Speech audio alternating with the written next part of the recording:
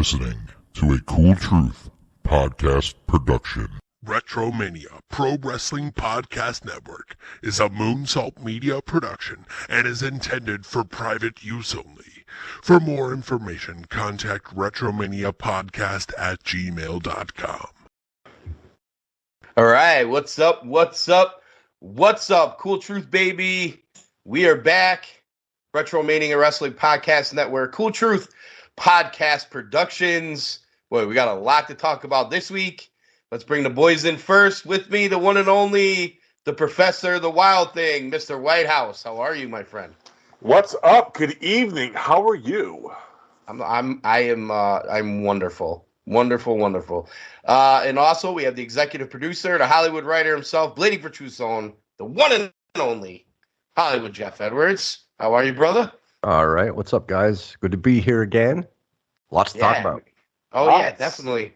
We'll skip the small talk this week because there's too much to talk about. And I know you've been raring to go since, 11 something Sunday night. But, Edwards, let's start with you this week. WrestleMania. Where's your head at? Here's my head. I don't know if you guys agree or disagree, but I went in oh my God, man.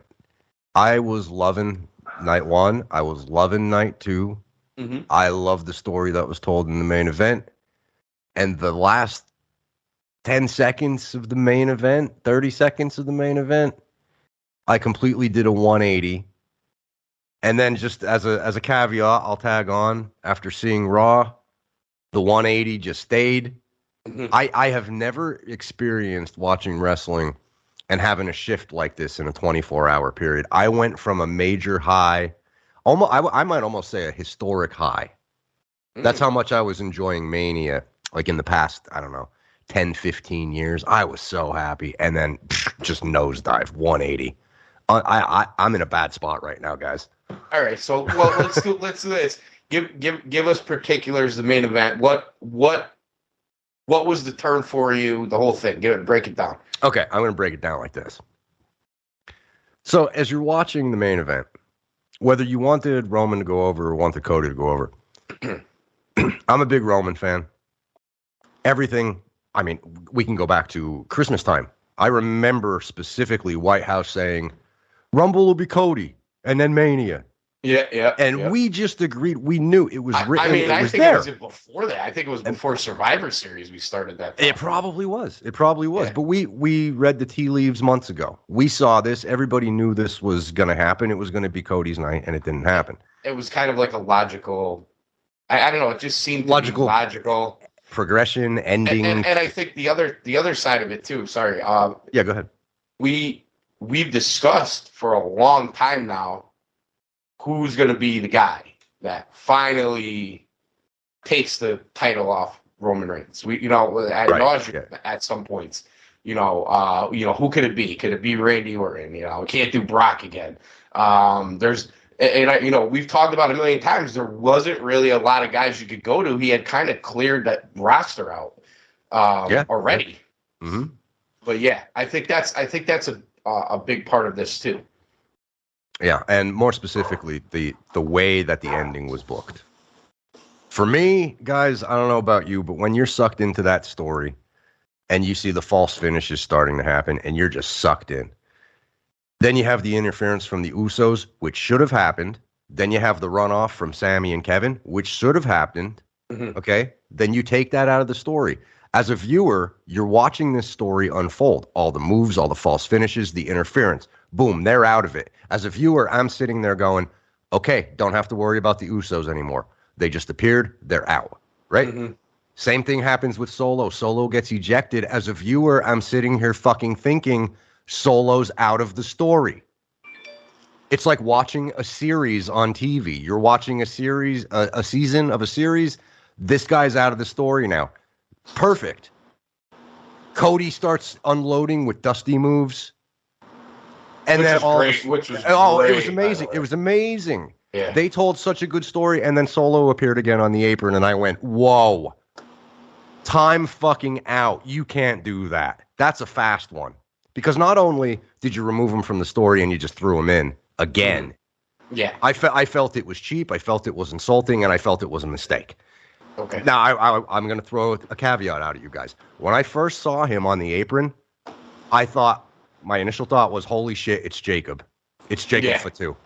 Right. Right? So if it was another Which would have member, been a lot better. that would have been I'd have loved it at that point. Yeah, I can't argue with that at all. But dude, I was so pissed off. I thought, okay, this is dead. They just killed this story. It finally jumped the shark, like every TV show does eventually. They fucked it up. It's dead. That's where I was, and I was deflated, and not because I'm a Cody mark, but because I just felt like this was the time to end the story of the bloodline. Well, you got the whole finish the story. Yes. The payoff. It would have been one of those moments that you generally get at WrestleMania. I'm going to kick it to Whitehouse, but I have to admit, that night, I'm such a Reigns mark. I was like happy he won. And I rewatched the match. I'll be honest. I rewatched the match. I talked to you guys. I talked to a lot of wrestling fans about this. I talked to casual wrestling fans about this, people at the gym, whatever. And I am glad we took a couple days to do this show, because if we had done it right after WrestleMania, I probably would have argued with you and been like, we would have been dragging each other. Yeah, it would have been bad. but here's the thing, and here's the other reason why my position changed a little bit. When I was thinking, I said, okay, we were talking about doing the show Tuesday, and that didn't happen. But I'm like, all right, so Sunday night, Monday morning, I'm like, all right, I got to come blazing, because if I'm going to go back and forth with Hollywood about this, he's already made a lot of good points. And I knew you probably had the Jacob thing, everything up your sleeve. And I was like, I can't argue for doing this with just the fact that I wanted Roman to win. When I thought about it, and I was sitting there and I'm like, that's literally my only position that's different, is that I wanted Roman to win.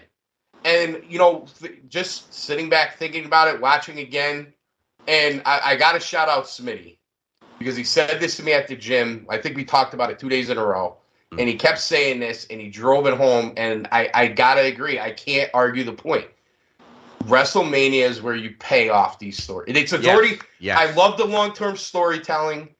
We got that. We got it. It's been a long time. Yep. And WrestleMania was the place to pay off this story.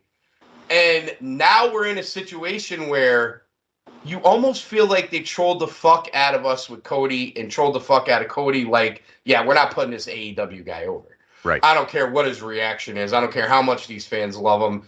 And then you see like people tearing up their programs. And listen, if you were in that crowd and you spent all that money, I cannot sit here and be like, you're wrong, Roman should have won. Again, I think I went into like happiness because I was shocked.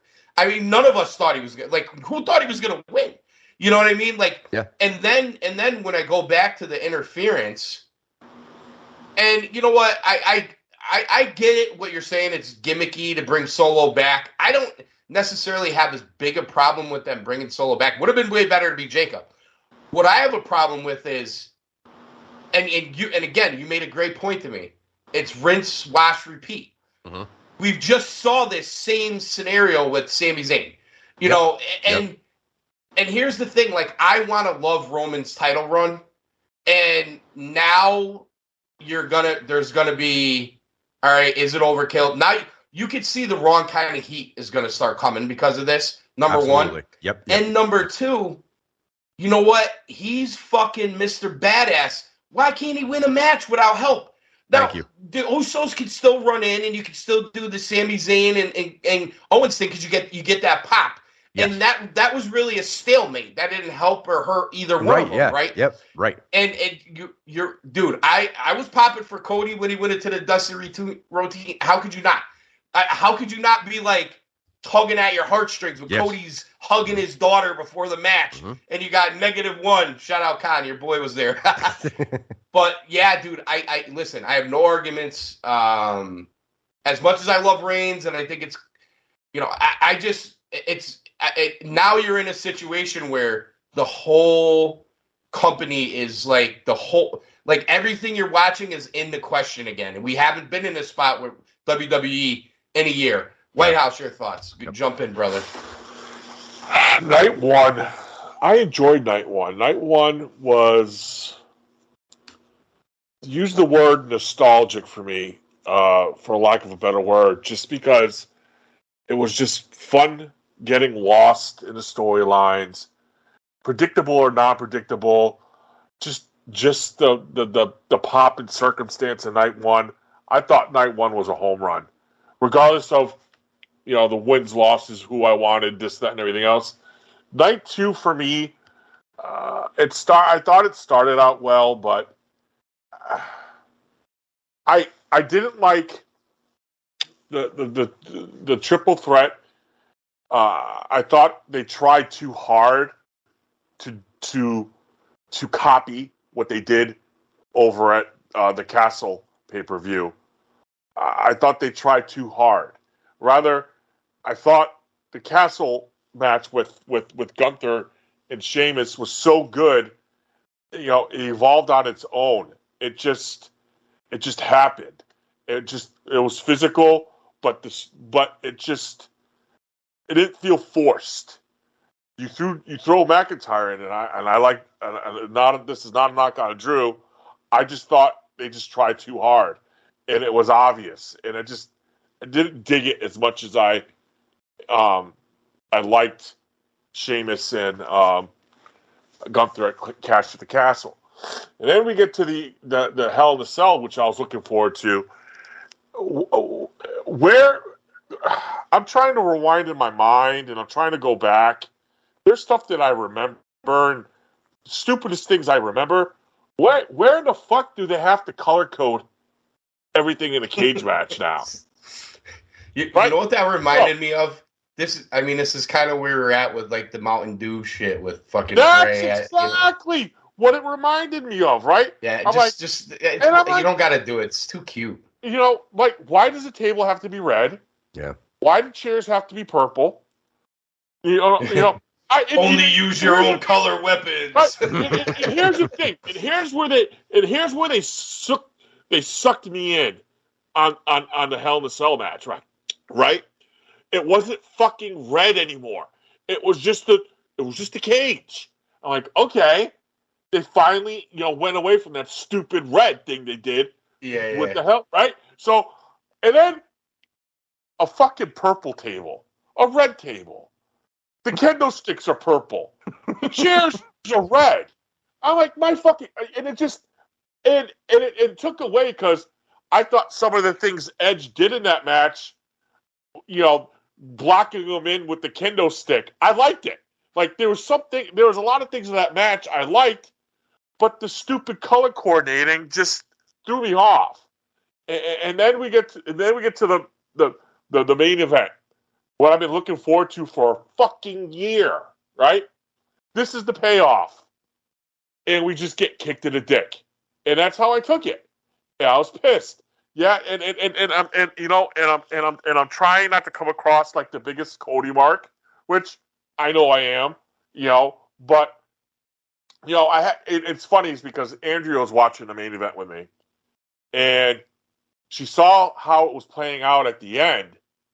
And for somebody who jumps in and out, occasionally watches it, I dragged it to a couple shows, and how that storyline played out, and she's like, that's fucking stupid. Yeah. Yeah, Smitty's girl's like, I'm never watching again. And she goes, and she looked at, and she pretty much felt bad for me because she knows how much of a Cody fan I am. And one of the last things she said before she went to bed was, how are you going to explain this one to Jackson? Oh, fuck. Right? So I just felt like I got kicked in the dick. And I can't remember the last time. I mean, it's been a while because it's harder on, riding the helm. But it's just like, here we go. Same old WWE. And that's how I felt. I'll ask both of you guys this: do you like it almost to where, the first time Undertaker lost? Because I'm trying to think of like that last moment where it was like that's a good one. Like, Yeah, 'cause really, I like, hit the- people I were hit the just ceiling. pissed. I hit the Yeah. ceiling when Brock, because it didn't make sense for it to be Brock Yes. to take yeah, the I get Undertaker it. streak.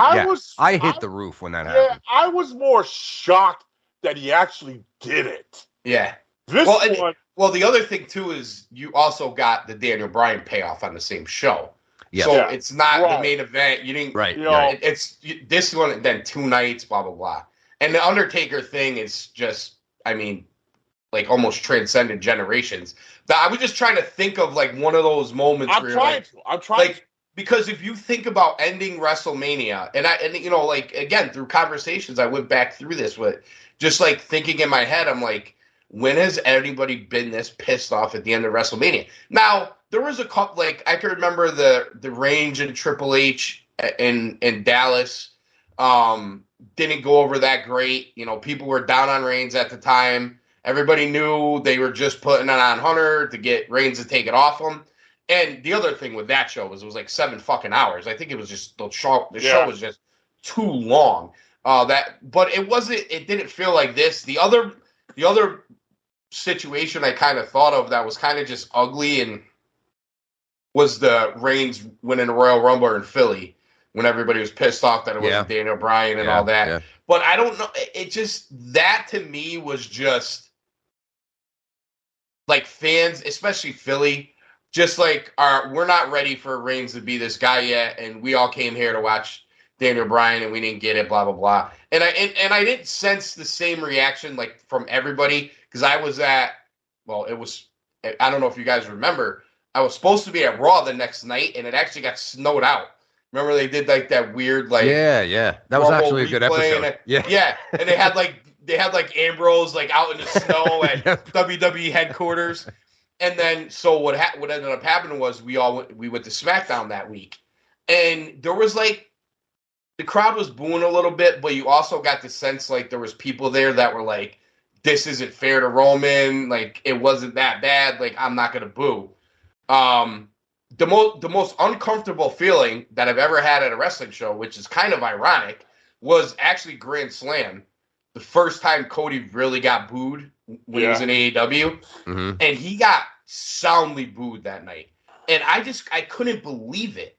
Like, you know, like we ended up getting, you know, like trying to make sense of why people were turning on Cody. The TBS shows, the blah, blah, blah. Right.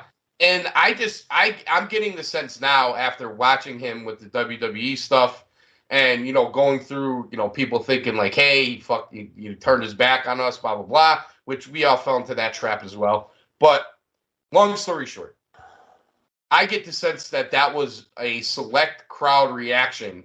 And Tony Khan clearly, if you listen to what Diamond Dallas Page said, clearly overreacted to that whole thing. Yep. This situation, though, is like I said last week, and these are two different things, but this is just going to put it into perspective, right? So you had the Sami Zayn deflation in Montreal, different thing entirely, but it had the same result. Then the next week, it was Bryan Danielson versus MJF. Crowd deflated after that match. Again, a different thing. But then you elevate it to WrestleMania after a 2-night weekend show. This is on another level compared to that. Like the deflation of the crowd and the anger, man. And to the point of Smitty, I want to bring this up too, because watching Raw, you see apparently Rey and Dominic isn't over, right? Cody ending the story of the, you know, perfect ending. They didn't do it. So are they telling us WrestleMania is fucking WWF in your house? Yeah. Because it's not what it used to be. This is the place where Macho won the tournament. This is where Hogan beat Macho. This is where Ultimate Warrior beat Hogan. Are you telling me that this is just another fucking run-of-the-mill pay-per-view and we should just judge it like that? Because this is the place where stories are supposed to end. This is the place where the good guy's supposed to win. And it didn't happen. It didn't happen. Yeah. And you know, and to kind of piggyback off that, I think people who were angry about not getting the payoff from Sammy got over it thinking that They didn't do it because it's Cody time at Mania. So they didn't want to ruin it. They didn't put it on Sammy when the crowd was hot and he was hot and people would have marked the fuck out and the roof would have blew off the building. They didn't do that because they didn't want to ruin their WrestleMania main event. And I think when you look back on all that and then you see what actually happened, now it's hard to see you getting back to that place. You already pulled the rug out from everybody twice now, right? Excuse me. In a short amount of time. How are you getting people to care that much again in a short period of time again? Well, I'll throw this out at you too. Okay. The Cody character. And now I'm seeing shit all over. I mean, this is still going on. Twitter, YouTube, whatever. Mm-hmm. I'm seeing Bully Ray. I'm seeing people saying, oh, he's got to go through hard times. Let me tell you guys something, okay? He's got to go through the hard times. Fucking Dusty, what? The promo, it's a story. No, stop, listen. You had the perfect scenario for Cody fucking Rhodes, and you blew it. Now you want to push him down and build him back up for fucking what? To get him to the level that you just had him at last weekend? What sense does that make? Well, the other thing, it doesn't make sense. Fucking hard times. Would it Stardust be hard times? I mean, yes, he went through the hard times already. He left. I mean, he was wrestling at the Bethany Town Hall. I mean, at the end of the day, I know that especially WWE people want to live in this fucking bubble where it's the only thing that fucking matters. I get it. But at the end of the day, Cody left there, built his own audience. There would be no AEW without Cody. I'm sorry. I don't care how much of a mark for Omega and the Bucks you are. If Cody Rhodes is not involved, it would have never have happened. And it's from everything you catch on, he pushed those guys in that direction too. And he came in with a business sense. And I know they had some too. I'm not taking it away from any of those other guys. But Cody created all this. He, through all that, basically almost on his own, you brought him back there because of what he did. What? How does that not How does that not count? What other fucking person in that company in the last 5 years has gone through what Cody's gone through to get back to that point? There is not a single one of them. None of them. Not on that level. The story wrote itself. The hard times were paid off. That was built into his story. That's a terrible. I can't buy that. No, you got to go through it. Come on. Yeah, fuck that. What makes this even worse is you get reports coming out now. Yeah, some of them could be true or false, for sure. But if you see some of these reports coming out, one of them saying that 2 weeks ago they still didn't know where they were going with the main event. I mean, that's crazy if that's true. No, but you know what? But what changed 2 weeks ago? What started coming out 2-3 weeks ago? Well, go ahead, drop it. Go ahead. Goddamn, pal. Exactly. So yeah, this all makes sense. That this what's so stupid is they now you hear well they want him to hit 1,000 days. How important is that though? But that's my question is, does anybody care? No, and that's so another 50 days, another 50 days. Does it really matter? If he passes Pedro Morales, who cares at this point? Right. Yeah, he's not going to pass San Martino, right? That's like no. 100 days. Maybe he is though. Maybe that's dude. Maybe he's just going to. I think he needs another 4 years. I know. I would take. I get it. He's not even going to hit Hulk Hogan, for God's sakes. So at the end of the day, what does it matter? So they had his story written following. So you had the Roman Reigns story following this, and I think there's ways you could have gone with Cody. I mean, you could easily went back to Seth Rollins, right? I would have loved to see a Cody standing there with the. Oh fuck! Whitehouse, we're never gonna get it. The winged belt, winged eagle belt. If he would have opened Raw and he would have said, "All right, who's up first?" and maybe Seth comes out, boom, you're off to the races. That's what I wanted to see—the freshness of Cody. Or Randy, because rumor is Randy's ready to come back. Randy Orton, or anybody. Randy. You know what I mean? But the other side of it is you had Roman's next story written, Roman versus Jey Uso. Yes. I Like we said, the Civil War. And there's still, it's not like they're still telling the story that relationship's fractured, right? They did that on Monday. So, and this is the other, and this is why I'm glad we waited, again, because I had to watch Monday. And Monday happens, Roman, no rematch. Now, I still believe they're going to have a rematch. Again, this story, we'll see what happens. But yeah, they're still telling a fracturing in the bloodline. We had talked about this, a couple months ago too, where maybe you have the Samoan Civil War angle. Jay and Jimmy go one way, Roman goes another. Maybe even get brother's brother if Solo stays with him, and then you have Jacob and whatever. We bring in other guys, the whole thing. Long story short, the relationship's still fractured. So I'm wondering, how that's going to play out. And then here, to kind of put this steaming pile on this whole thing, what the fuck did they do with Brock on Monday? Huh? Does anybody explain? Whitehouse, can you explain that to me? And here's and before I give you my explanation, just rewind back to what you saw the night before, 24 hours before, fist pumping some fans, which you hardly ever see him do, smiling, fist pumping the fans over there in the corner, walking back up to the apron after he takes Omos to Suplex City, and then you do this? Yeah. This is the best thing that Vince McMahon could come up with? Let me turn Brock heel just because we merged with UFC, so Brock's going to be heel. Just so that we can get Cody's rub on Brock to give Brock something to do, we'll go ahead and do this. The end of that show ended with the MMA fighter giving the middle finger.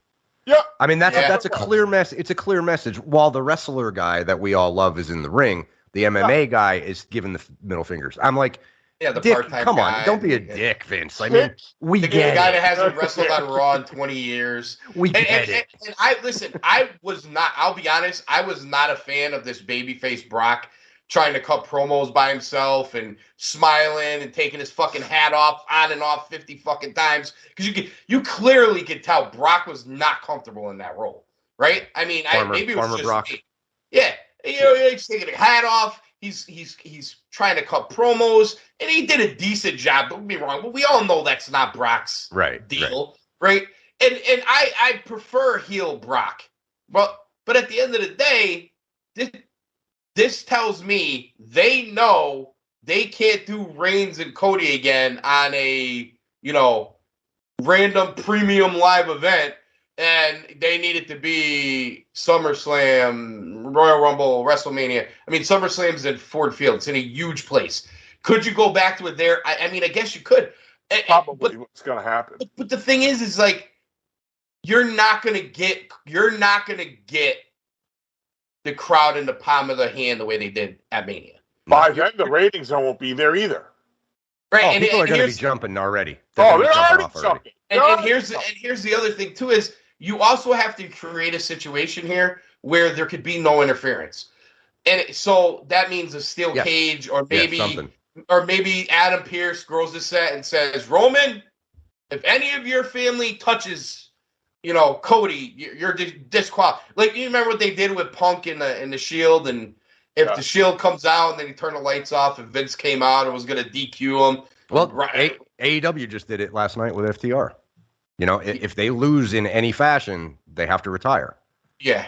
They were telling that story. The Guns were trying to get disqualified. It was a pretty good match, too. The ref wouldn't let it happen, Yeah, it was good. It was pretty good. It was a good match. But anyway, I don't want to get off on a. We can talk about that later. Yeah. But you know what I'm saying is they've now created a lot of issues. Let's be honest. They have, because where do you go after Cody goes through the Brock obstacle? What do you do with Brock? Yeah, he'll probably take time off. I'm not convinced. I'm not convinced that this is an obstacle for Cody. I'm not convinced that Cody's going I'm not either, but that's what I think that's what they're trying to paint. I'm not either. Well, absolutely, I agree Well, with if he you. But loses to Brock, I mean, he's done for it. I mean, it's going to be, he's going to be wrestling Gunther for the IC title if he still has it by then with Vince back. That's where or Austin Theory for the US title. If he loses to Brock, I mean, that's where you're headed, right? I mean, he can't lose to Brock then fight Roman again. No, you're a step away from Stardust at that point. Yeah, I mean that seriously. Like he's going to get down in the mid card, and then not his fault. Fan perception will be that though. Yes, you were already hearing rumbles of that Sunday. Here we go. That's it, Cody. You're gonna have 3 years there. You're not gonna do shit. Blah blah blah. And you kind of wonder if that maybe you're headed that way. How long did he sign for? Do we know? I'm not sure. But you got to remember, 3 years, $3 million a year. All right, so 3 years, $3 million. So we're in year 2 now, guys. Yeah, but they're gonna probably hold him to those months he was out injured. Oh, for the injury. You're talking about he's only in wrestling time. 4 months, 5 months. Yeah, that's it. Yeah. And maybe not. Maybe they say we have nothing to do with you. We'll let you go. But you non-compete, whatever. I don't know. These things work themselves out sometimes. But point being is, I don't think they're going to be rolling out if unless we see Cody go over Brock. Which, listen, it's it's 50-50 at best, right? Yeah, and how does he come out of it? Because the way he was beaten down, right? You almost get the sense that if he wins, it's going to be like a 10-minute Brock squash. And Cody pulls something out of his ass. You know what I mean? I felt like this watching that beatdown. I felt like it wasn't a wrestling angle. They did a good job making it feel real, but to me, it felt too real, as if Vince said to him, "Kill him."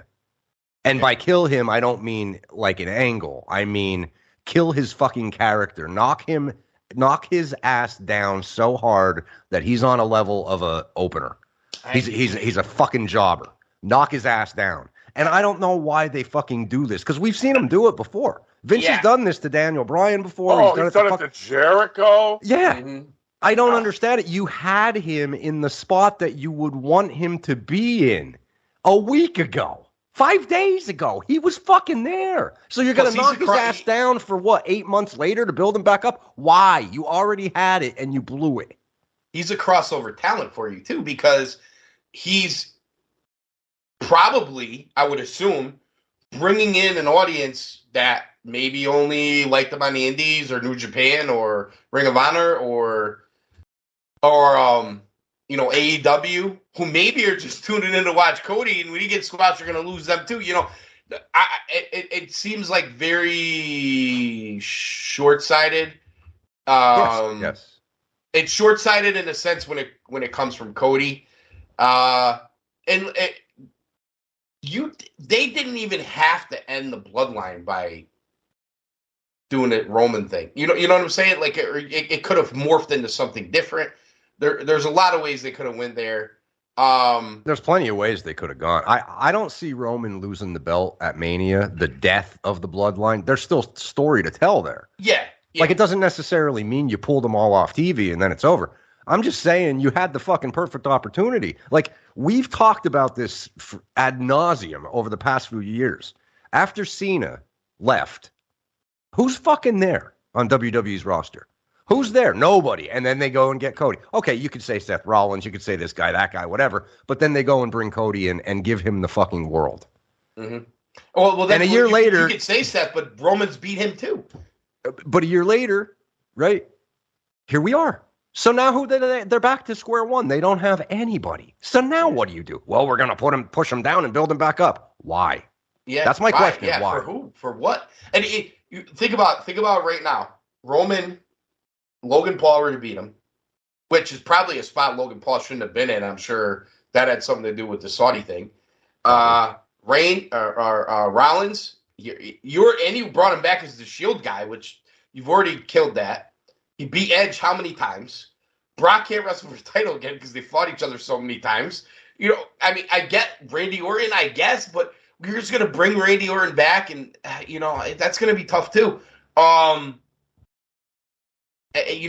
and Jay made a lot of sense. It really did. I would even say go back to Roman and Sammy, but they're the fucking tag champs. You know what I mean? So that might be hard to, I get the sense that they're going away from, rightly so, Owen, Zayn, and Usos. I got that sense on Monday because they were in another match talking about other tag teams. So who knows what's going to happen with Owens and Sammy now too? Street Profits, yeah, it's nice, it's a good match, but does that really get your juices going for those guys? You know what I mean? Like, you know what I mean? Like, I would have almost rather seen like them keep fighting the Bloodline and Cody go off and do something else as champion than what they did. I don't know. There's a lot. Rollins looks pissed too. Did you see the Rollins thing? Talk about the Rollins thing. Whitehouse, did you see the Rollins thing? Yeah, because backstage, Vince cut his time. Yeah, well, that's what they're guessing happened. There's video on Twitter of somebody that was there live. He's on the steps. Screaming at and screaming at a producer or something, and then he walks down and walks out. Because that producer had to deliver news that Vince McMahon himself couldn't deliver. So he switched the fucking script. He's literally changing the script, not as the show's going on, in live fucking time. When a guy goes out, he was told to go out. They played his music. Yeah, they were singing. He went out. Let me refresh my memory. He went out. They're singing his music. They went to commercial, right? Yeah. Yes. Yep. They came back, and he was walking away. I can't even as they remember. were singing. Yeah. Yeah. I remember. I said to my kid when I saw it, Did we just miss something? Yeah. And he goes, no, I don't think so. I said, did he just go out there to sing? I was so confused. Well, and here's the thing. Until you sent me that today, I think we talked about it too. Yeah. And I was very confused by that. But also, I was watching the UConn game during when that happened. Okay, so you probably thought you missed something. Right, exactly. I thought I missed something. Because I also remember, no, guys, I remember I looked at the clock. It was 9:44. Rollins was in the ring. And you know what my first thought was? It's only 9:44. It feels like this show's been on for 5 fucking hours. Yeah, and it was bad. I think it's really tough too. The Raw after WrestleMania, it's never going to be what it was again, especially if they're going to continue to do the 2 nights, which they're going to do because it's the gate. They got $20 million in the game. They're not giving that up. They're never giving that up. They're never giving it up. It doesn't matter if it makes sense for wrestling. Doesn't matter if it makes sense for people watching it. The bottom line is they give the cock 2 nights that you're tuned into the fucking cock, and they're loading up this humongous football stadiums 2 nights in a row. They're loading a building for NXT. They're loading a building for SmackDown. They're loading a building for the Hall of Fame. They're never giving that up again. But you're also going to get 8+ hours of wrestling in 2 nights, and then expect people to watch a 3-hour Raw. Not only that, expect these people who have been there all weekend are probably just. I could see myself being wrestled out by then. Like I've had to have the afternoon, evening after Cody won the ROH title on the pay-per-view. We were at the TV taping the next day. 2 hours into that TV taping, I was fucking miserable. I didn't want to see another match. I didn't want to. TV tapings are worse. I get it, but that's going to be a really tough sell going forward. That Monday night, it's almost like they should just skip it, like take a week off. You had talent on Twitter going, "Well, listen, guys, we were tired. We were there all week. So are the fucking fans."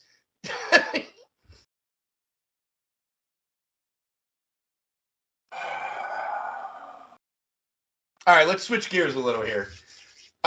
Before we move on to the sale, because I think we got to talk about that. Whitehouse, I'll kick it to you first. Give me a match or 2 that you did enjoy. Like, give me your 2 favorite matches on the show. Let's at least do something positive before we head into misery. Rollins and Paul. I enjoyed that one. That one. Really that one lived up. That one lived up to its expectation.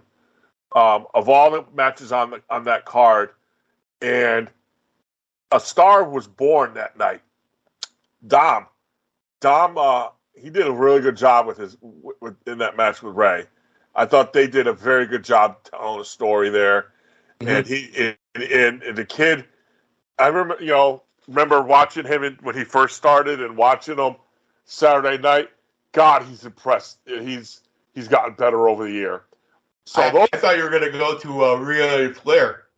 I really did. That was match number 3. Those were the 3 that I enjoyed the most out of WrestleMania. Was those 3. All right, Hollywood. Yeah, my 2, I would say, are my favorite. I'll say my favorite part of the Triple H era.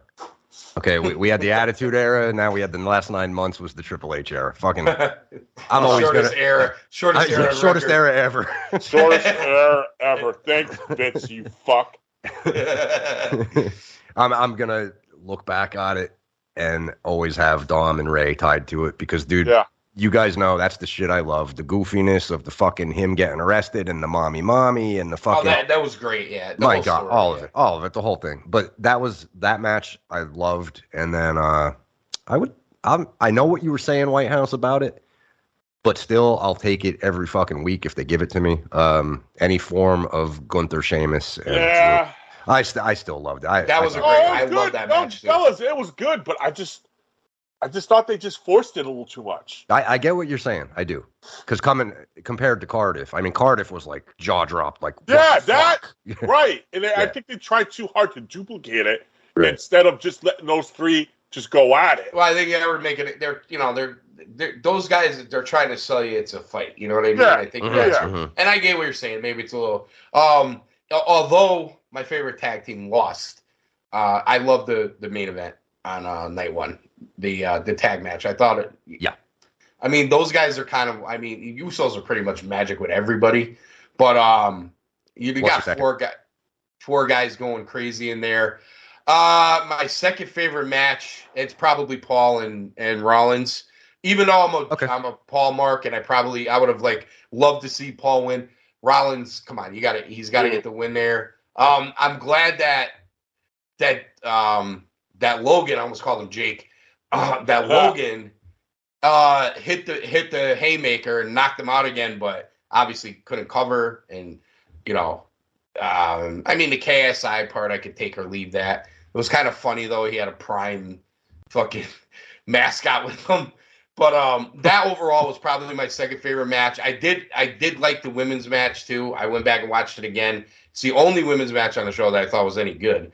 Number 1. Good. I'll say this, and I think the crowd reaction is going to always tell you that a lot of people are going to think that match is better because you have a crowd reaction. But I actually think the match at WrestleMania between the 2 of them a couple of years ago with no fans was the better match. I think it was the better match. Yep. But for them to do what they did with no fans that night, I just that one. It's hard for me to put this match over that one. Now, all the credit in the world to them. Listen, it's always going to be gold. They're the 2 best wrestlers in the company, and 2 of the top 10 best women's wrestlers in the world. Huh? And I personally, I think they're by far the 2 best women in the company. There's a couple other ones that are pretty good too. Don't get me wrong, but they're the 2 best. So anytime you put them together, it's going to be gold. I guess everybody thinks Charlotte's leaving now. The reaction to her was, the only thing I wonder now, it's almost like Rhea got over as a baby in a sense. She did. She did. And she did over. Yeah. There was a time in the match with Edge where, and I've had friends bring this up to me too. If you cut the Finzi while they're shooting staples in his head so he can finish the match, you might have a double turn there too, where the crowd just went crazy for Finzi. Yeah. You know what I mean? Yeah. And then when you see the split at afterwards, wow, crazy. Yeah, let's give him some props for doing that, man. Yeah, that's rough. I mean, the pop he got just for his entrance, people wanted to cheer for him. But there's something about the there demon. is Judgment Day. Mm-hmm. Right, exactly. Yeah. Yeah. Well, well, here's the thing. He's Judgment Day, and I think this is another thing where details matter. And Edwards and I, the big TV guys, are always talking about details, and people get it's details. No, I think details do matter. Now I know he's the demon. You got to do the demon song, but for the majority of his career, when he was the demon and he did that song, he was a babyface. Yes. Yeah. And the other thing is, he had the red paint on, and then put like some purple tassels in there too. Yeah, it was cool. Yeah. Yep, that was good. It was cool, but if you want to keep it as he's Judgment Day, I don't know if I would have used the red there. I I actually might have thought. just used all the purple. Yeah, I actually thought all his makeup was going to be purple and shit. Like the Yeah, I body did and too. shit. And because I almost feel like you got, it's kind of one of those things where you're like walking the line there, where it's almost like you have these matches sometimes, like where you had NWO Hogan versus Rock, and Yeah. I don't Perfect example.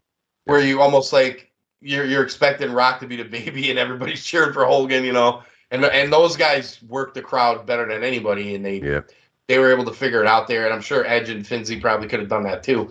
But then you bring up the question where you go with Judgment Day, you could have just kept it a tag team with Dom and Priest. I mean, you still got to tell the Rhea story. Maybe Rhea's like, dude, you lose to your father, or you're done with you. You know what I mean? Yeah, mate. Like, I don't know. But I don't know. I don't foresee it. You don't really know where a lot of this is going because they didn't address that on Raw either. You had Priest and Dom came out together. They're wrestling a match together on SmackDown. Rhea didn't come out with them. Finzi's his head split open. So who knows when he can wrestle again with that head? I mean, it's gonna be a while, I'm thinking.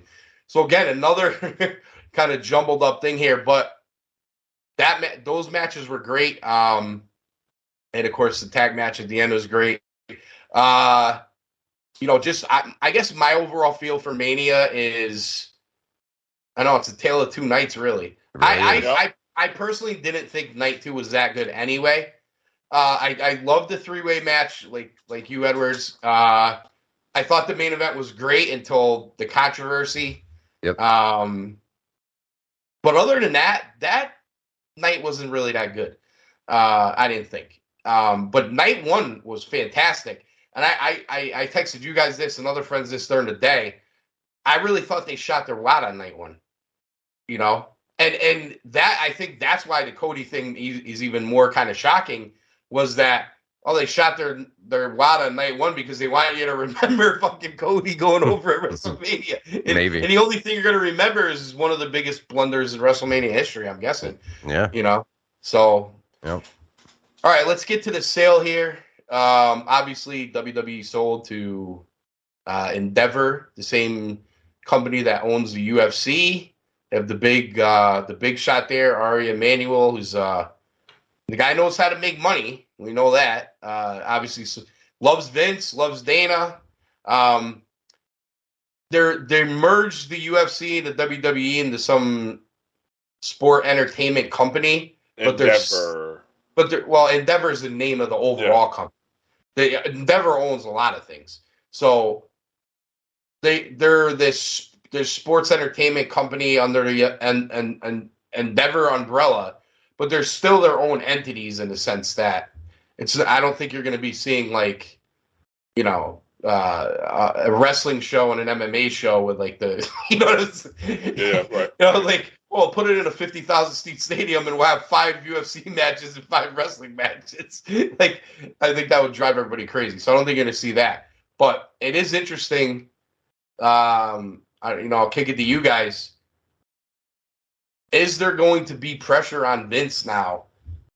Ratings are going down, merch sales are going down. These guys just paid $9.3 billion for this company. Vince hasn't really worked for anybody but shareholders who he made a lot of money for a long time. Now he's got to answer to somebody. That's, I know the guy loves him, but hopefully this is motivation. It's not a great start, but hopefully it's motivation for him to put on a better product than he's put on for a long time. Well, he's off to a bad start. Yeah, he is. He is. If that tells you anything. Yeah, but you know what? I see. I don't know if like a corporate guy would view it that way because they're still riding the high of, oh, holy shit, this is what they did for numbers at WrestleMania. Wait till you Right. see what we do next year, type of thing. And Triple H brought this up a long time ago. The WWE is about like 3 weekends a year now: Mania weekend, SummerSlam weekend, Royal Rumble weekend. And they got a lot of time to get the Royal Rumble. They got a lot of time to get the SummerSlam too. And that's really what they're about now. And everything else in the middle is just kind of like, we'll do enough to get by. I don't know if that's going to work right now because people were really digging what was going on. Hollywood. Yeah, so there's a lot with this. So first off, they agreed to the sale, right?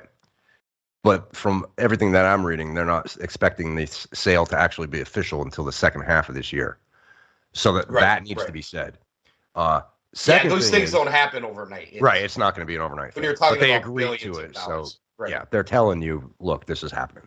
Yes. But the second thing is, and I'm sure you were going to get into this, but reports are tomorrow, SmackDown, Triple H just has a big announcement. Yeah, supposedly. Just like Tony Khan did last night. So we're in the announcement era, as AC likes to call it. Mm-hmm. But so here's my thing coming out of that. Let's just suppose Triple H is going out to say goodbye because he's had enough. Maybe Monday night he said, you know what? Here's your fucking headset. Take over Gorilla. I'm out. I don't need to do busy work. I'm fucking out. I'm going to take my ball. I'm going to go home. And I'm going to go play with my kids. And fuck you.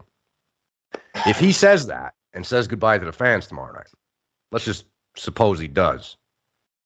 What happens to the ratings, not only next week, but I'm talking middle July when nobody's fucking watching WWE. What is Ari going to say when wait a minute, this isn't what I bought. What the fuck has happened here from last year to this year? What's going on?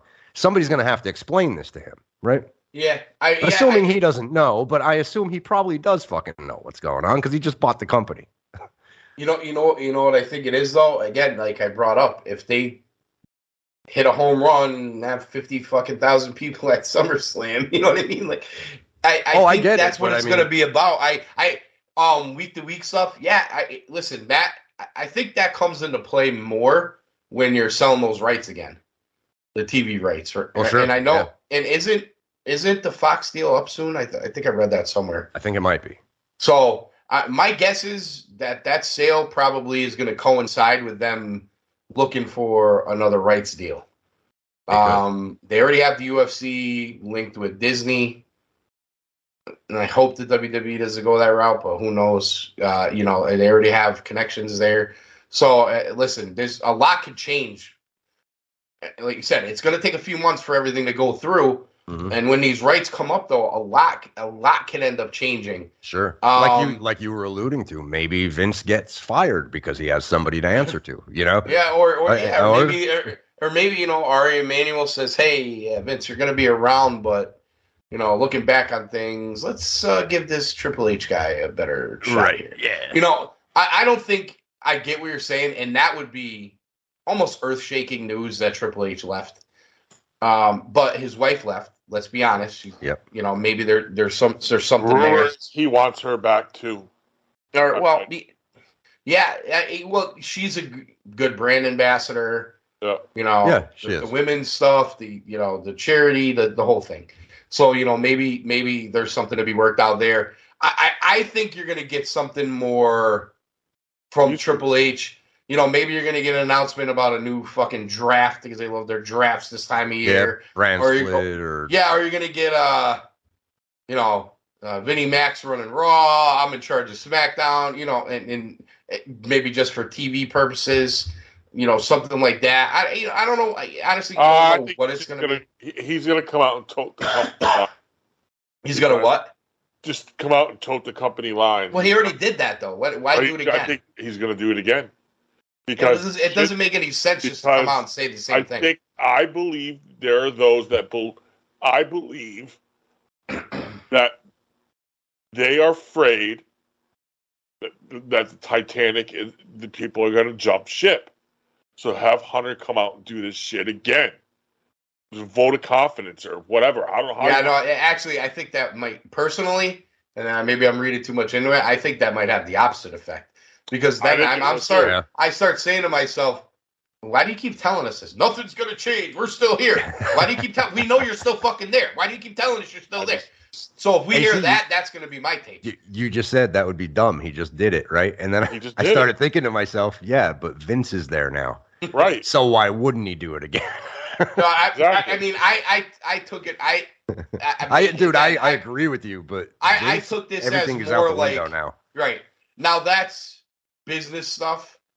Mm-hmm. I took this maybe more as this might be on air, kayfabe shit. He's not gonna shoot on anything. You know what I'm saying? Like that's the way I'm taking it. But I could obviously we don't know. I could be 1,000% wrong. What I would like to see is Cody come down, put him through the whatchamacallit, because he even used his own move on pedigree his fucking ass. Not would like to see that. Did you guys? I just thought about this. Did you see who Cody was sitting next to at the Hall of Fame? Yeah, right next to him. Can you imagine if it's just sit together, pal. Wait till tomorrow. They get to the fucking stadium. All right, you're gonna go over tonight. Come in the office here, pals. Dude, that's a possibility. I mean, we can't rule that out. You know what I mean? So you're gonna get Samoan spiked and then get pinned. What? And then tomorrow we'll do something big with you. Okay, great, Vince. Great. Halfway through the show on Monday. So Brock is gonna kick the liver shit out of you.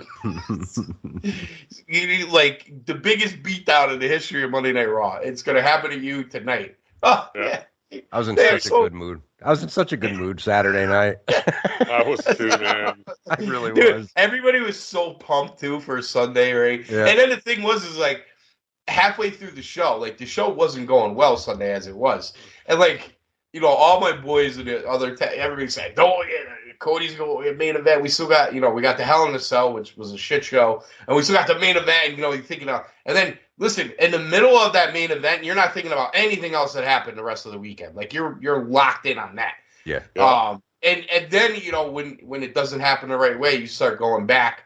Yeah, dude, it's gonna be. They're in Puerto Rico next month for Backlash. It's supposed to be a six-man tag, from what I heard. What? The main event, six-man tag. It's supposedly what's been thrown out there. What is the tag? It's Cody and KO Zayn versus Reigns and Usos. So how are you gonna do that when Brock just kicked the shit out of him? I don't buy that. I'm calling bullshit on that one. Yeah, I'm calling bullshit. Huh? After Monday, I'm calling bullshit. If you told me that Sunday night, right?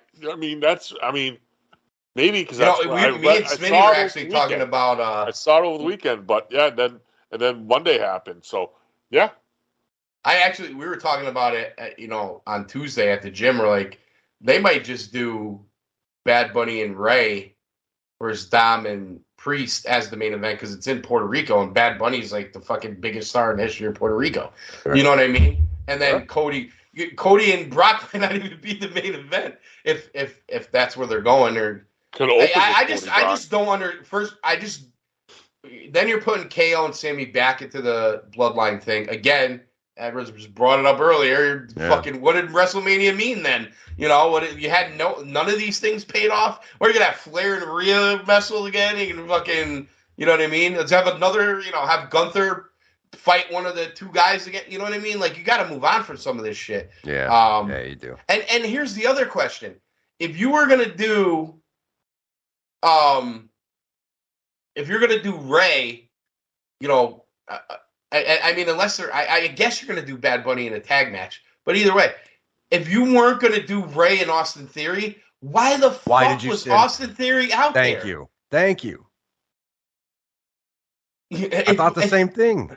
My thought was oh, they're going to go away from Ray and Dom here for a little bit. Yep. And now we're going to get Austin Theory is kind of doing the Legend Killer thing, right? Exactly. That's exactly. Yep. That's what I thought. You got it. Yep. I get stupid me. Look at you using logic. Goddamn pal. Come on, tell me the truth. Khan booked Monday Night Raw, right? He called them up. He said, "What would you do?" But it's funny. Well, since I'm Booker of the Year, Vince, I'd have Brock smash Cody because he left me. Since you brought up Khan, I mean, Dynamite, dude. I don't know. Maybe I'm so pissed off at WWE right now. Dynamite didn't wasn't all half bad as it has been. No, that's a good segue into so here's my thought. It wasn't half bad. It was still Jekyll and Hyde. I thought it was pretty good. Here's my thought about that one. I mean, the bar is set low, but I thought it was pretty Degrees of bad, brother. Degrees of bad, but I agree with you. So we keep going back and forth with Khan, right? So Khan will have a good run, and then Triple H, we converted to Triple H, right? And now all of a sudden Vince is back, so we're expecting the worst, and Khan isn't looking so bad now. Like pretty much. He's that fucking half, he's the half decent chick at the bar where, exactly. You can't get a hot chick, you're gonna go home with her. I'm not ready to go that far yet. But what I know is there are some good signs. Jay White and Starks, Omega back to singles. I gotta be honest. I kind of like the heel Daniel Bryan thing. It just doesn't make a lot of sense to me. It doesn't make sense, but I like it. Yes. Yeah, I think you got to give it time. The only problem is I'm just not digging Moxley. Like I wish I'd kicked him out of there. Anyway, FDR's champs. Yeah, FDR. That's I like great. that. Long time coming. Long overdue. Now let's have FTR do some big stuff here. Let's not just have them walk around with fucking titles on their waist doing nothing. Please. But I'm happy about the pillar thing. I like it. I do. The one problem I have though is I wouldn't it's too convoluted the way they're doing it. 1 week it's Jungle Boy. And now it's Guevara, who I thought did cut a great promo last night. That promo was great by Sammy last night. And then you got Darby stalking up in the rafters. Yeah. I could see where this is going. 4-way. Yep. And then we're gonna tell you, Max could lose his title by not even getting pinned. But he's not gonna lose it though. Right, of course he's not. Right. Because I think they're building Adam Cole up, and Cole. Still got to get the rust off. Right, big stadium, all in Wembley. Obviously you had the big announcement. Let's talk about that. You had the big announcement last night, which actually was finally like a real announcement. Pretty cool. Wembley Stadium. They're calling it All In, kind of like a 5-year anniversary show for the original All In. It was good that Khan mentioned Cody in that promo, even though he's such a fucking weirdo with his eyes. His eyes was all fucking weird, bro. And then weird. It's Snowman. It's just so like when he called over. I'm not gonna say it. He is. I expected like it to be a Brit, right? Yeah. Yes. Adam Cole, baby. And it's like Adam Cole, baby, is the announcement guy now. Like, I'm going to hear Adam Cole. Now, I don't mind if you want to put Adam Cole as one of your faces of the company. I think that's great, especially for AEW. It makes perfect sense for AEW. Yep. But the whole thing was just very weird. Very weird. But, I think they're going to have a big show out there. First of all, you're going to get all the big people on the show. Hopefully Punk's back. Yeah, you gotta make this a banger of a card. You would think Ospreay would be involved if he can be. 100%. 100%. Some of the guys from New Japan that are going to sell tickets for you over there. Mm-hmm. You gotta go all out. But let's face it. And I said this to some of the guys today. You gotta go all in. You gotta go all in. Right. True. Yeah. So you got Omega. You got to go huge with Omega. Omega Punk. Yeah, can we get Omega Bucks? Can they versus Punk and FTR? I don't. We got it. Yeah, but I don't think you're gonna get Matt back by Oh, then. Matt's No, hurt. that's right. Right. That's If he has a right. torn biceps, he ain't gonna be back by then. So maybe you And then again, we don't need it. We don't need them in a 6-man. We need Kenny Omega wrestling singles on that show. Omega We Punk. have enough That's what you need. enough Omega of Punk, I dig fucking it. I them dig in it. 6-man. I can't take it anymore. There's so many fucking 6-mans. I can't take it anymore. Mhm. I mean, I don't Well, want to see them in a 6-man. You got If you want to do that with you gotta Hangman, have go ahead. trios. Do it with fucking Hangman. You got the trios title. You gotta have trios, man. Come on. They have plenty of them. They have the whole fucking company's trios all of a sudden. The whole. I'll tell you what though. They I put all really these trios teams together, and then what we got to do? Best friends every fucking week. Well, okay, great. But dude, that House of Black shit, I'm digging it, man. God damn. I gotta admit, I dig it too. Dude, they are as fucking entertaining, dude. Yeah, as much as against the trios titles I am, it works with God. that. No, They just need dance partners. The problem They is do. they're going to clear That's out it. the whole fucking company. No, they are.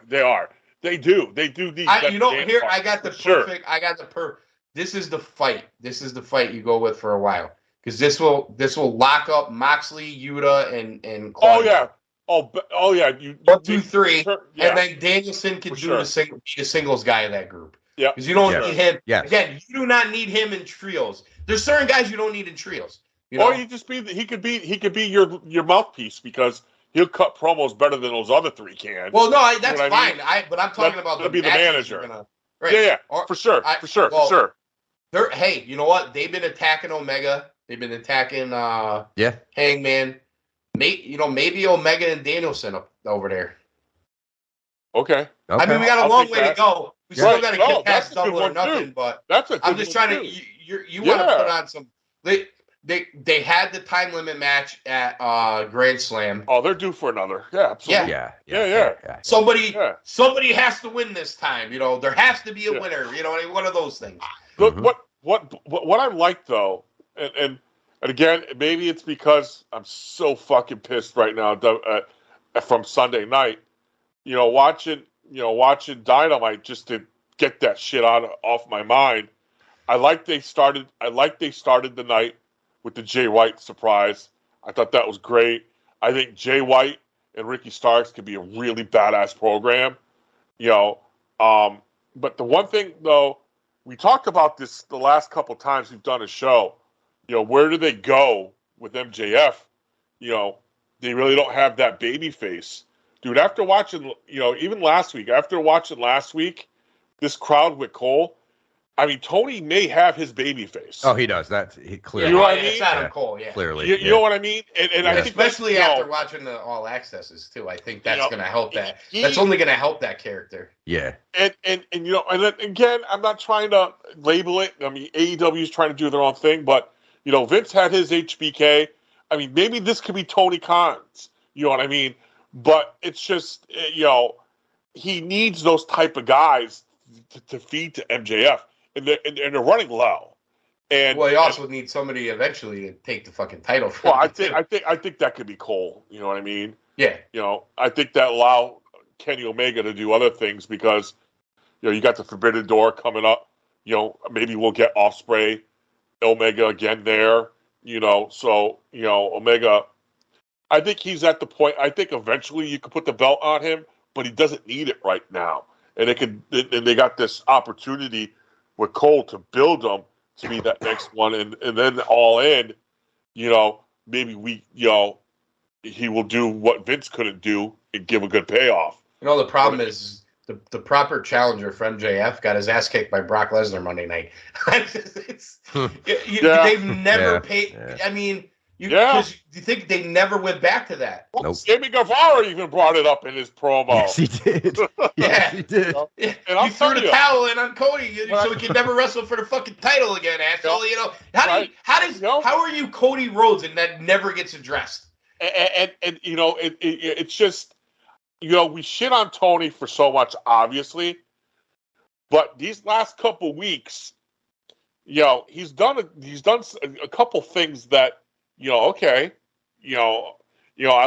like seeing Lee last night, come out with Jericho. I like the little that'll salt. be a good matchup. I like the little salt he's got going on with the Gray.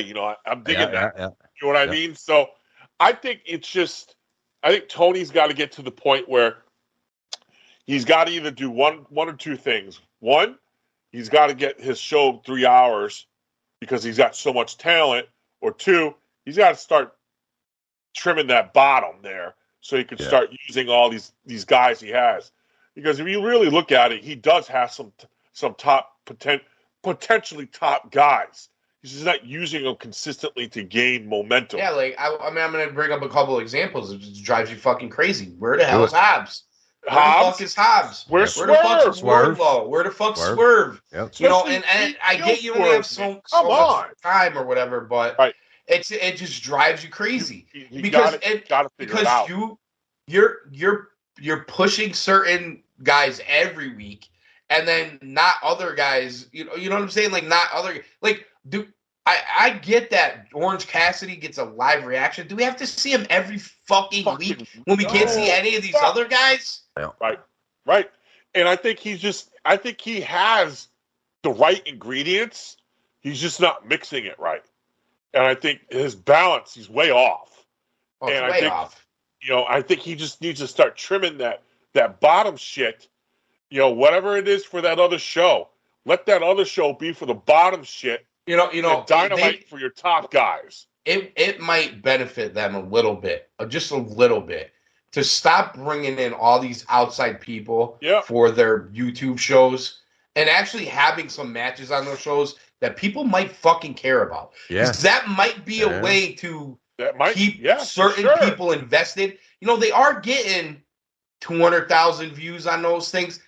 Could you bump that another 100,000 if it was actually good? Mm. Maybe you could. And that those shows are about guys that they can't do anything with on the main roster, wrestling guys that aren't even part of the company. Why are you bringing? You have so many guys. Why do you need to bring outside people in? You don't need to do it. Not anymore. He doesn't. He's at a point now where listen. It's nice to take care of these guys that are out on the indies and all that. But you know what? There's NWA. There's fucking Impact. You could have a separate Ring of Honor roster that might help you too. You could go on and on with this shit, and they might be almost trying to produce too much with just him. There should be somebody else that's all right. Tony, here you go. You're focus on fucking Dynamite. Focus on Rampage. Could you imagine? Could you fucking imagine? He fucking pays Triple H $20 million and says, here's Rampage. Go get him. Go attack SmackDown. Here's Rampage. Yeah, something. He'd be able to. But you should have somebody else running Ring of Honor and somebody else running those YouTube shows. Yes. You know what I mean? He's got enough people there, too, that could do it. That could easily do it. Like, just give it to Big Show. Let him fucking do all that shit. That would get Ring of Honor. Give to a Ring of Honor guy. You got BJ Whitmer there. You got Nigel. Got Nigel back. Right out Nigel. Yep. And that would also give you some contrast. When you watch Ring of Honor, you're watching AEW with an ROH on it. Yes. Yep. Yeah, you're not watching anything different. And not only that, you put everybody on the show, on the Ring of Honor show, who's been on AEW, Dynamite, and Rampage the last 3 fucking months. To see you guys. AEW guys are going over Dante Martin guys. Why are Dante Martin? I feel bad for Dante, but why is Top Flight and AR Fox having 4 matches on AEW TV and then they're on ROH? They should just be on a fucking ROH show. Not fucking poor Dante can't be on shit because they did that stupid table spot. Stupid. Yeah. Did you guys hear the clip of Cornette breaking that down? No, I'm gonna have to go find it now. Yeah, I'll send it to you. I listened to it yesterday. He actually did a really good job. He was very fair about it, and you could tell he really felt bad for Dante. Yeah. And, because Dante's young and he's trying to get over, and these other guys aren't fucking protecting him. But you know how it is. So Cornette started telling a story about when he was with Ring of Honor, and they were trying to get everybody to slow down, not take so many risks, don't get hurt. We're trying to, make money, and So he told a story about he thought it was Mark, but it might have been Jay, but he swears it was probably Mark Briscoe and Owens, or we call him Steen because it was ROH. Yep. So So I forget. He said they were in Milwaukee or something, some like 700 seat house show, and there was some kind of balcony that was close to the ring. So Steen and Briscoe went to him and said, Mark, Mark's going to lay on the table and I'm going to jump off the balcony and go through the table. And of course, Cornette is like, why the fuck are you going to do that? Blah, blah, blah. Could get hurt. That's the whole thing. So I guess they kind of mocked it up and he said, well, you'll probably be all right. You'll probably be able to pull this off. But he's like, if you really want to do it, I'll let you do it. But this is a show in front of 700 people. We didn't advertise somebody jumping off the balcony. Nobody's going to even think about it if you don't do it. And we have a big show at Hammerstein in 2 weeks in front of 2,000-3,000 people. That's also a pay-per-view. And we need you guys on that show. If you break your leg or your arm, you're out. And he was kind of just making the point that if you don't manage these guys in the back and you don't have somebody talking them out of it, not just saying, no, you can't do it, just giving them, all right, let's think about it logically. And, I thought it was a really good listen. It made a lot of sense. And again, when you look at, he brought up a good point too. You look at Dante Martin, his whole gimmick is his athleticism. Yeah. And that's literally young. his gimmick. Yeah. What is he, 20 years old, 21 years old? He's not great on the mic. He doesn't have listen, with that crowd, he could get over doing all that. But what if he can't do that anymore now? Yeah. So it's a tough thing. So you feel for him. So shout out Dante, get better. But I'll send you guys that clip so you can listen to it if you guys want to listen. Sure. On Cornette's YouTube, it's 20 minutes. It's worth a listen. I when I first listened to it, I was like, oh, he's just gonna take a steaming pile on these guys, and he really didn't. I think he kind of, I think he's like, why kick a guy when he's down type of thing, Mm-hmm. But they also were making the point that, a half turn the other way, and that's his fucking neck, Yeah. And which could be a lot worse. So. You want. I listen. We all like the high spots, but these guys got to be careful. My question is, when's enough? Yeah. Mm-hmm. Well, they're all trying to one up each other. That's the problem. How far are you guys gonna go? There's just too much. There's too much. Too much. Well, the other kid, the Tiger Flipperoo Mexican, almost broke his fucking neck too in the match against Omega. Yeah. Oh, the Viking, El Vikingo, Tigerio, or whatever the fuck his name is. Yeah. And listen, nothing against him, but do we need another flippity? He does man. Flippity blue. And then you got this other one. Who's the one that wrestled last night? He's like the poor man's fucking Phoenix. And nothing against Commander. It's nothing against him. But dude, I mean, how many of these guys do you need? You need all of them. God damn it, Ray! See what you started. This is Dominic's argument right here. Yeah, exactly. Yeah. Oh shit! Yeah. Not to go back to it, but did you guys watch his speech for the Hulk? Yes. Oh, Conan, I haven't bro. seen it yet. I gotta watch. Conan was fucking incredible, dude. I didn't think you're going to be able to top Undertaker's. Mm-hmm. This one was pretty fucking close. It was close. Okay. Really fucking close. I gotta go back and watch it. Dude, I wanted to run through my wall in the name of Rey Mysterio because of what Conan was saying. He was so awesome, fucking pumped, man. The talking passion, about his career and shit. Was so fucking real. Yep. Just his passion and it's just the love and admiration he has for him. Mm-hmm. And it was so cool to see it. It was really good, and it was the only one I watched. I caught a clip of it on Facebook, so I went back to watch it, mm-hmm. and it was so fucking good, man. It was so good. Oh, so good. It's kind of cool too when they could get it when the guys could still wrestle that weekend. You know what I mean? Like yeah. When you get it, it's great to see the older ones too that never even had that opportunity. Yeah. It's also kind of cool, like. All right, you inducted him when he could still go out there and wrestle and the whole thing. Yeah.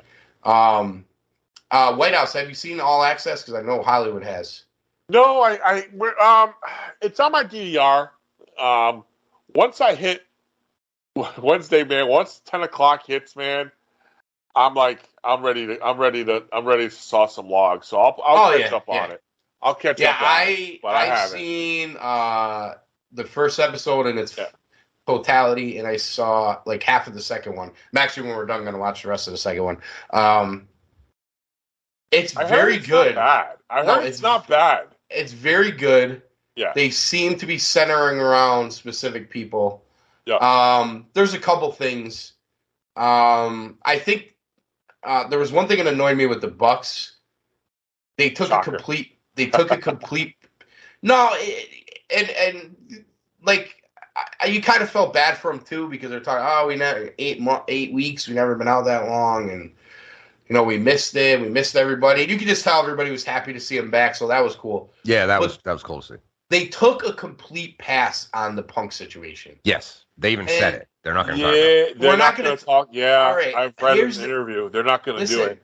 Here's the thing. You can take that stance, but you're never.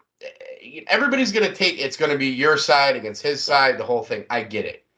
Everybody knows it happened. This is supposed to be the fucking reality of the reality. Mm-hmm. The girls gave it to you. I'm going to get to that in a second. Adam Cole gave that to you. Gave you a lot of reality there. And listen, they went up to Britt and they were talking to Adam Cole. That was great. Wait do you see the end of that second one with Sammy? Okay, after his match with Brian. Oh my God, great. Yeah, I gotta check. Yeah, I can't wait to see it, because Sammy came off pretty well from what I've seen so far. Yeah, I've read too. Sammy comes off. I've read a couple things, but yeah. But I'm not saying the Young Bucks need to get into every detail. But you'd almost like them to give you something. Yes. Like, hey. Yeah, I agree. It was a weird situation. We didn't expect it to be in it. Everybody got hot for a minute, but it's cooled down now. We don't know what's going to happen going forward, but we know the situation happened, and we're not thrilled about it. We take responsibility for our part, whatever it is. I don't know. Just to say nothing, though, I know this bothered me. I don't know why. My opinion. I don't agree with their stance, but I respect the hell out of it. Is because they're consistent with it. It's been brought up. They won't do it. They won't go near it. They change the subject. They respectfully, don't go there, but they don't want to go there because they're partly in the wrong. That's the reason why, though. Whatever reason it is, I don't hold agree a different with it, position. but I respect it. They also hold a different position. This has been a big theme we talked about through this whole situation. Right. They're not just two guys in the back. They have a fucking title. Yep. And I think I don't know. I don't know. I think it's kind of pussy ass. I'm just being honest. I'm wondering at this point, because of that situation, is that title really serious, or is it just lip service going forward? I mean, I don't know. They all re-upped, with their fucking EVP deals and all that. They have Matt's wife is in charge of merchandise for the company. There's a lot. They're tied in to the whole thing here. It's not like this is not just two regular guys. It's the same thing with Omega. I still think I think there's something about it from the Punk perspective. I don't want to say that maybe Tony told those three guys, like, don't talk about it. I still don't know. Maybe we could still get Punk back. You guys are gonna have. He may have said something to them like, don't fucking burn the bridge until I tell you to. You know what I mean? Like, because I feel like because Omega was just interviewed with Renee, and I caught a clip. And she was trying to talk about it, and like he was kind of talking about it, but at the same time he wasn't.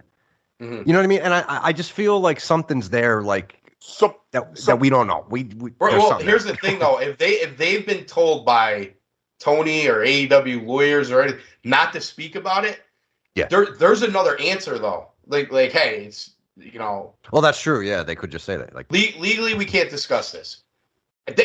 Honestly, even if they lied and said that, I would like it better. Right. We're not discussing I hear you. We're not discussing it. Yeah. And you know what? That's fine, but you're going to keep, by saying it that way, they're going to keep asking you. And that's another side of it. They're all keeping the story going. Now, Punk's just as bad. I get it. But also, Dax goes and does his podcast. And literally, I listened to it. I listened to every word he said. He said nothing wrong. All he said was, I like all these guys. I hope they can get together and work this out because it's great for the company if they can all work together. And they're all at his fucking throat for saying that. Yeah. There is a bitch assness to this that pisses me the fuck off. And that's the only way I can explain it. Like, dude, get in a room, man the fuck up. And if you guys can't work together, if you can't have matches together, that's cool. But at the end of the day, it's a fucking business. And you have a guy that draws. And personally, they all talk behind the scenes. You had to know Punk was an asshole when you brought him in. We all knew he was an asshole. Whether you like him or not, everybody knew the guy was a fucking asshole. When you bring in a fucking asshole, he's going to do asshole shit. And if anything, they should be more mad at Tony than Punk. Yes. Because Tony sat there and let him say every fucking word. Not even in agreement. He was. I mean, I don't know if he was nodding in agreement or like thinking to himself, "I'm fucked. How am I going to get out of this?" Well, I don't Edwards, know. Coke now. Edwards. Coke now. Right? Wasn't he nodding his head? Yes, everything Punk was saying. Yeah. He was He not. was acknowledging it. It came off that way, but that doesn't mean he was agreeing with it. My point is, he's just sitting there going, you look at his face. He changed the subject so fucking fast your heads would spin. He could not wait to get the Swerve Lee in there and start talking, and then Tony Storm. Yeah. And then he couldn't. Then he tried to change the whole outlook on the whole thing by ripping fucking WWE. I'm not going to take it. Was the same scrum. I'm not going to take this shit. I got more money than Jim Crockett and blah, blah, blah. This whole fucking thing. Yep. But the one thing I did read, though, I want to say it was a week ago or so. apparently, when Omega was out, before he came back, that he or whatever, but they talked. Him and Punk and talk. Omega. Yeah. No, I heard they did talked talk that night. What I thought was the way I read it was they spoke that night. Omega and Punk. That it was the gist of that whole thing. The way I took it, maybe you guys took it differently, was that Omega wasn't as hot as it came off to be. Like maybe this was more Bucks. Yes. That's the impression I got. Yeah. Yeah. And the other guy who was hot about it wasn't even fucking there, apparently. Which would be, empty-headed dipshit. Yes. You know what? This is the problem with the way this is all being handled. They can run from this all they want. They're going to have to deal with it at some point, and it's not just the Bucks. Tony, all of them. They're going to have to deal with it because at some point, Punk is either going to come back, and you're going to have to deal with it, or he's not going to come back, and you're going to have to fucking deal with it. I think if he wasn't going to come back, he would have already been either released or fired. So I think he is coming back. I feel the same way. It's really odd to me. It's really fucking odd to me that he is. That term would have happened already. Yeah. I'm with you. I'm with you guys. I'm with you guys on that. I'm just saying is we don't really know yet, and that's what's keeping this historic. That's what's keeping this whole thing going. And then the other thing too is somebody in that, and if Punk can't take this either, then maybe you do got to move on because you got to say to Punk like, dude, listen, you don't have to fucking cry about every little thing online either. You know what I mean? Oh, Jericho lied. We as fans, do you guys take anything fucking Meltzer says serious? No. These guys. Grain of salt. Dude, these wrestlers, they're babies. A lot of them are babies, bro. Yeah. This guy said this on Twitter. Jim Cornette said this about me. Now, Cornette can be nasty. I get it. He's a dick, and I pisses me off too. But, they're babies about everything. What has Jim Ross said about wrestlers? They're what? They're insecure. Yeah. All of them. Madonnas. Yeah. And what did the Undertaker say about this generation? Exactly. But I'm just saying is it's very obvious. If somebody was getting up, if they listened to exactly what Dax said, and you get upset about that, that's a you problem. Mhm. Dax didn't even take sides. I And don't he think probably knows the whole story, by the way. And I he don't didn't. think it was what he said. It's just he said something rather than nothing. Do you know what I mean? I think that's what You know why? Because Dax is have a smart problem. enough to. Here's what was going to happen. If Dax did 5 podcast episodes and didn't say a word with it, every goddamn mark on fucking Twitter and Instagram and in his comments on fucking iTunes would have been like, "How come you're not talking about Punk Yeah. and Young Oh, Bucks?" it was- Why yeah. do you think he did it on the first show? He got it the fuck out of the way. Yeah. He was damned if he does, and damned if you Yeah. don't, damned if you do. But if he said, "Hey, listen, I heard Punk kick their asses," I could see somebody getting mad. His whole take was, "I wasn't there.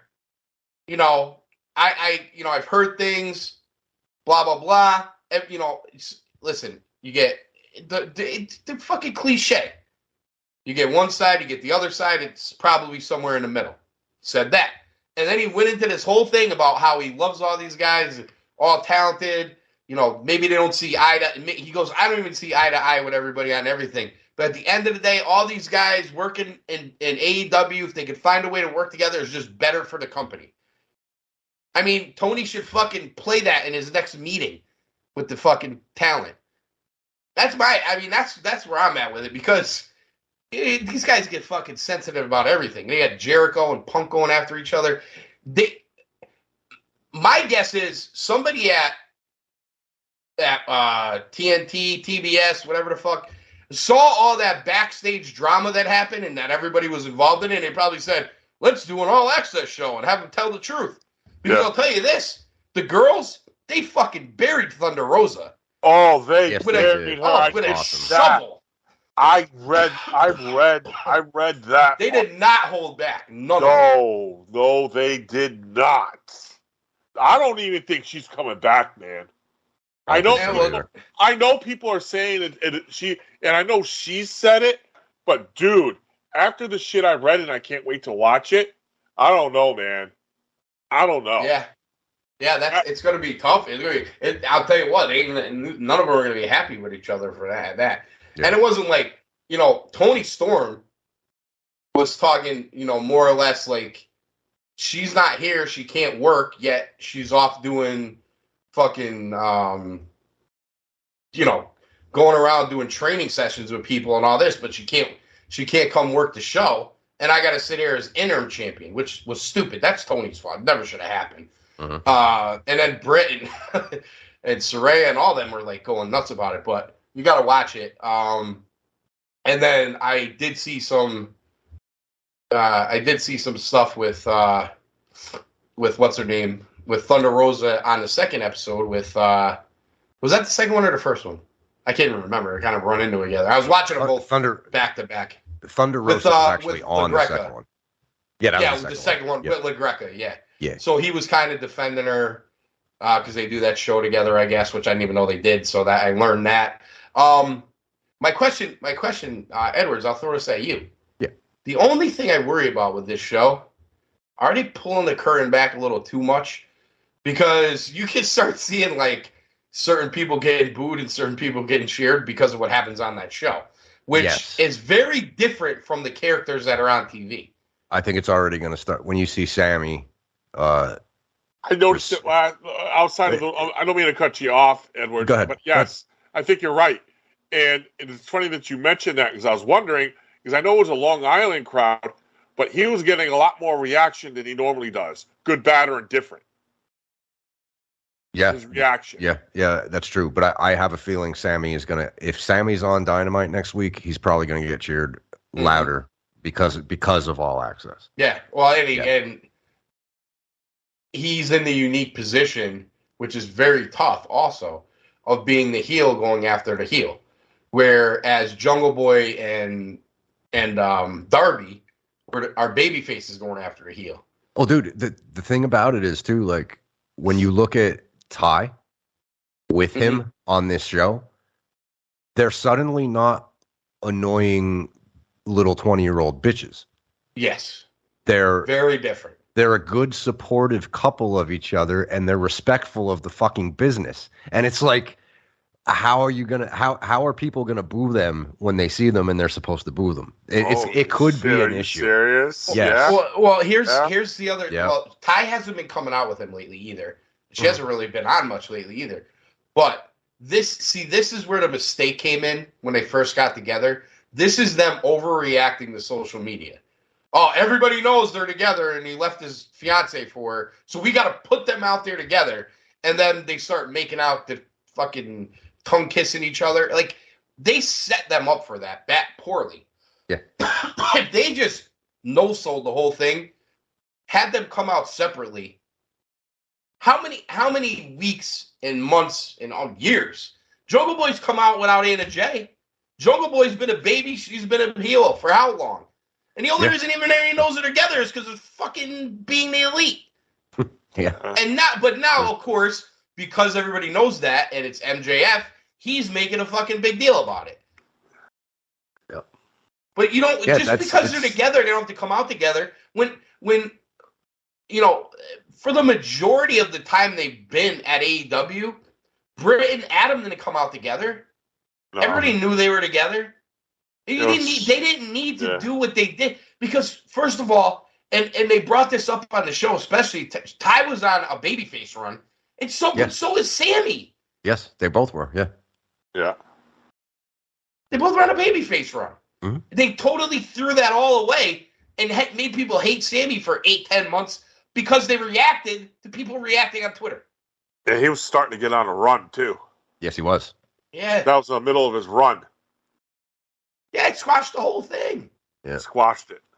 Yeah, but to your point, I think this show, and I don't know if they're going to have more people that maybe we don't care about, or maybe we're going to look at differently. But I think this show's going to affect the crowd for sure. I think. Yeah, and I don't think there's any way around it. Now, The good part for the bulk of the Adam Cole and Britt stuff is they're both babies right now. So yes, it's kind of par for the course. And there's other people that have roles in it. I haven't seen much of the Eddie stuff yet, Eddie Kingston. But dude, when you see him talking to Sammy, he's exactly what you think he is. Yeah, I'm pretty sure that's not a gimmick. I just think he is that guy. Yeah, yeah. So I got to get to that point. I just thought it's interesting. It's going to be interesting to see how that plays out because you're also talking about like it's a foul. It goes right after the show. Mm-hmm. So, there's not a lot of separation there, which I get it. You're going to lead into that with the wrestling show. I get it. I get why they're doing that. I'm not saying they shouldn't. Yeah. But there's not a lot of separation there, and this is legit. Like, this isn't like the WWE 24-hour thing they do where they show you backstage shit at WrestleMania 6 months later. And, they kind of walk the line, but they didn't really give you a lot. This show's pretty much giving you a lot. Mm-hmm. So I hope they do that going. It's great. It's great to watch. Oh, yeah. I mean, we all love this really awesome to watch. Shit. Yeah. Just where how it affects the show. But anything else, guys? Anything else? We got through a lot in not a bad amount of time. I'm pretty impressed. No, I'm excited. Yeah. But you tired? You get to bed soon? Those sheep. I'll be counting those sheep soon enough. We can't overwork Whitehouse. He's got to have his energy. That's right. We got to keep it under 2 hours if we can. 3 weeks from today, man. 3 weeks from today. Yeah. 3 weeks from today. All right. So we got to get 2 more shows in before you. Shit, I'll be watching the draft in my freaking hospital room. Well, hey, at least it's not like a crazy, the Giants could go a lot of ways, so it's unless they do something really outrageous, at least you're not going to get all pissed off like when Gettleman was the GM. Right. I think we kind of idea where they're going. So I mean, the only thing would surprise me is if they trade back or which I don't think they would because they already have 10 draft picks. I think they would try to package those. I don't see how they're going to need 10 rookies with this roster, but that's beside the point. Well, they may try to move up in some spots. That's what I'm saying. Yeah. Either move up. Well, you got the other thing too is those 7th rounders. those guys don't necessarily have to make the team either. So no, and I just think that's why I don't think they're going to draft. I don't think they're going to draft all 10. I think they're going to package them up somehow, somewhere or another. So makes sense. Yeah. But I'll be watching that from the comforts of my hospital bed. So, but no, 3 weeks from today. So I'm just ready to get over with this. So yeah. Is that your final thoughts? My final thoughts, fellas, is this was an awesome conversation about wrestling. Nothing specific.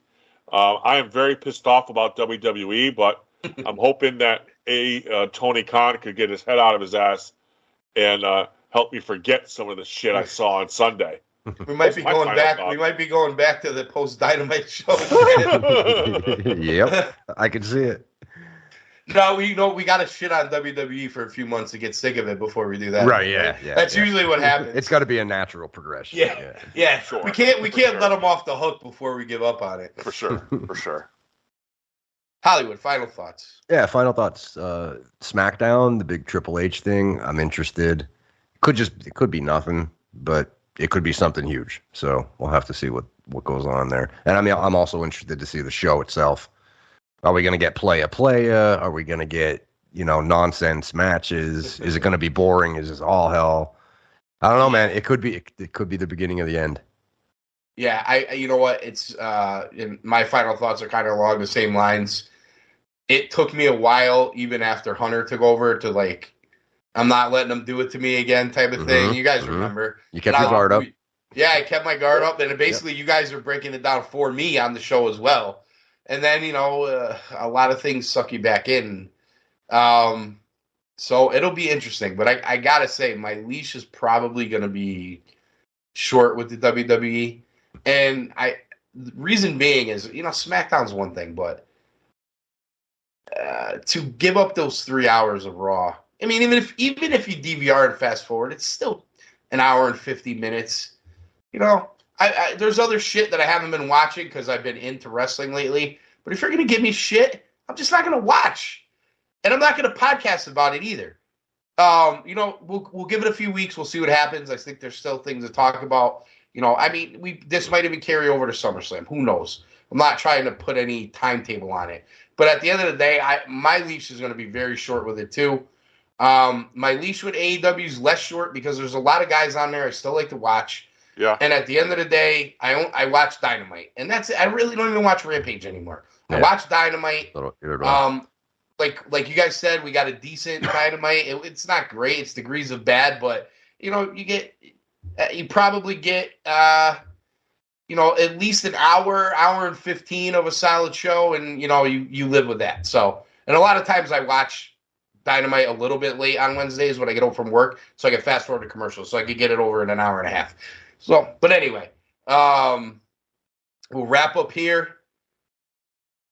I guess we'll be back next week because we got to talk about what happens on SmackDown and hell yes, we got to talk what happens at SmackDown and Raw, especially after this conversation. Can't not follow it up on that, and then we'll do our AEW stuff and whatever else comes up, because who knows.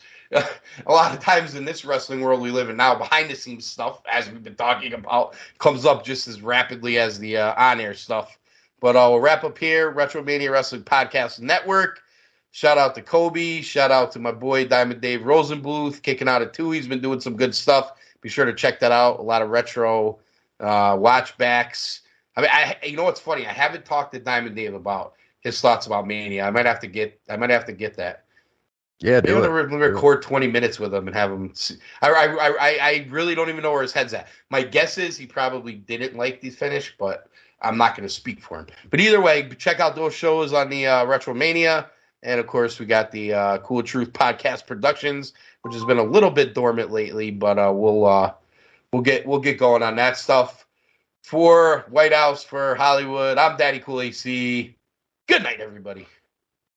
Nighty night. Whitehouse, very important. I gotta break in, guys. Breaking news. Have you seen the fungus? This fucking guy. There's fungus. There's a fungus outbreak. The CDC. There's fungus. Oh my god. It's anti-resistant to the drugs for the fungus. You got to be careful out there. Bed rails, Whitehouse, you got the murmur, right? I got the murmur. Yeah, you got the murmur. You're going to go in 3 weeks. Do not touch the bed rails. Fungus. I wear gloves. Yeah, I was saying, should we get him gloves? Wear the gloves with the I mask. wear the gloves. Goggles. What about goggles? Goggles are very important. You can wear the goggles. Hey, Do it. Hey, Fauci, are you going to Yeah. throw out any first pitches to the first baseman this year or what? I don't know. Hey, they're going to have me on the clock now. The pitch Oh, clock. I know. Yeah. So I don't know. We'll have to see how that works. It's kind of like the clock they give you, the time they give you to eat when you're incarcerated. So maybe you'll get used to it. Incarcerate like Trump, like your boy Trump. Yo, you set yourself up there, Anthony. Walked right into it. I know. I walked right into it. Oh, yeah, you fucking prick.